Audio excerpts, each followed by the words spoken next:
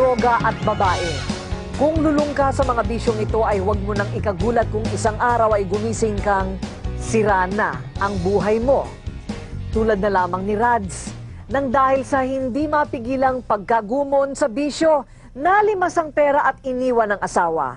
Hindi niya namamalayang siya pala'y nagiging palaboy na sa kalsada. Walang matulugan hanggang sa maging taong grasa. Kung paano siya nakabawi sa buhay, siya nating matutunghayan ngayon. In the physical, hindi mo kailangan. Okay? But in the spiritual, you really need to be empty of yourself.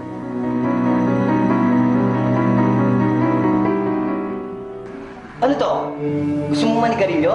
Ha? Gusto mo? Gusto mo? Gusto mo?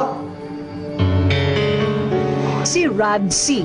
Sa edad na 14 na taon, lulong na sa paninigarilyo. Talamak na rin siya sa marijuana, alak at sirup na mismong sa kuya pa niya natutunan. Sa ganitong paraan lang kasi nagagawang makatakas ni Rad sa problema ng pamilya. Broken family kami. Eh, siyempre, hindi stable kasi broken family, di ba? So, dysfunctional pa rin. I had so much time for experimentation. Pagsapit niya ng ika-20 taong gulang, di na makontrol ng ina si Rad at ang kanyang kuya sa paggamit ng marijuana. Dito na sila pinasok sa Rehabilitation Center. 6 na buwan ang inilagi ni Rad sa rehab. Pero nang makalabas, pagkalipas lamang ng 2 linggo, agad ding bumalik sa paggamit sa ipinagbabawal na gamot. Mas malala pa dahil gumamit na rin siya ng shabu. Para lang makapagbisyo, pati mga gamit sa bahay at gasol ng kapitbahay, ninanakaw na ni Rad. Hanggang 1996, naikasal si Rad kay Dada, isang babaeng walang ideya sa pagiging lulong sa shabu ng magiging asawa. Marunong siya magdala ng sarili niya At that time na parang he can pretend na hindi So, magaling siya magdala. Ba't ngayon ka lang umuwi, ha? Ano oras na? Ano ka ba? Ano magpapahinga? Hindi ka na magpapahinga. Umalis ka na, pwede ba? Hanggang sa tuluyan ng namaalam sa katinuan si Rads. Kaya naman si Dada na mismo ang nagpalaya sa asawa. Umalis ka dito! Dahil sa hagdan pa lamang, ipinagtatabuyan na siya. Lumayas ka! Kahit pa sabihing magbabago na, wala nang naniniwala pa kay Rads. At dahil sa wala nang nagtitiwala at itinakwil na ng pamilya, si Radsi sa kalye na nabuhay bilang isang taong grasa. At sa loob ng 9 na buwan niyang paggala-gala sa kalye, hindi niya naisip, dito na pala magsisimulang magbago ang kanyang buhay.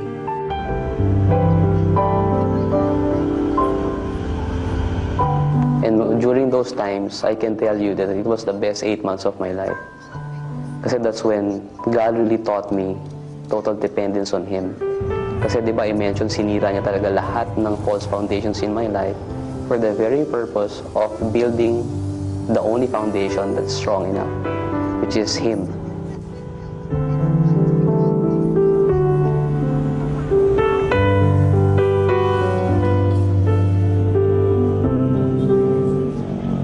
Hanggang taong 1997, isang araw sa kanyang paglalakad, aksidenteng napasok niya ang isang gusali. Dito na nagsimulang magliwanag ang isipan ni Rads. Ang talagang nag-stand out talaga nun was when I was going up the corridor. Okay, kasi nasa 2nd floor yun. Sabi dun sa banner, I love you just the way you are. His love is not a question. Okay, it's already a reality, no? And that already melted my heart nung nabasa ko yon.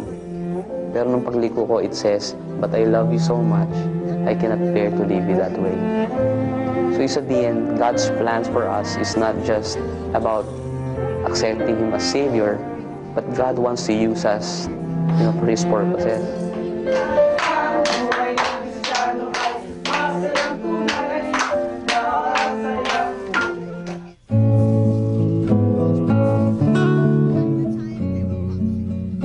Mula noon, unti-unting nagbago ang buhay ni Rads na maalam siya sa kalye at nanirahan sa isang maliit na espasyo sa kusina ng isang kamag-anak.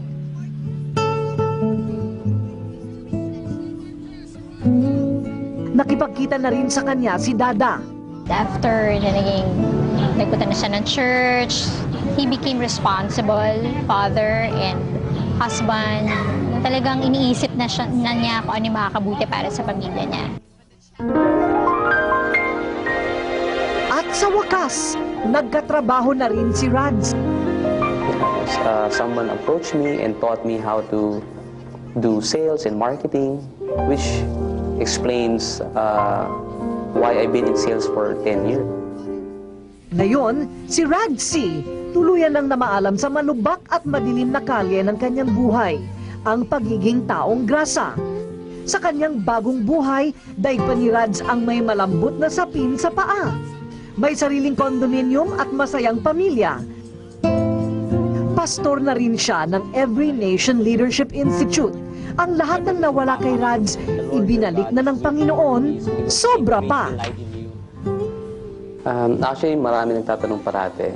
So, ibig mo sabihin, Rads, kailangan ko muna maging taong grasa para lang maging successful. Well, yes and no. In the physical, hindi mo kailangan. Okay? But in the spiritual, you really need to be empty of yourself para magawa lahat ni Lord yung gusto niyo gawin sa buhay mo.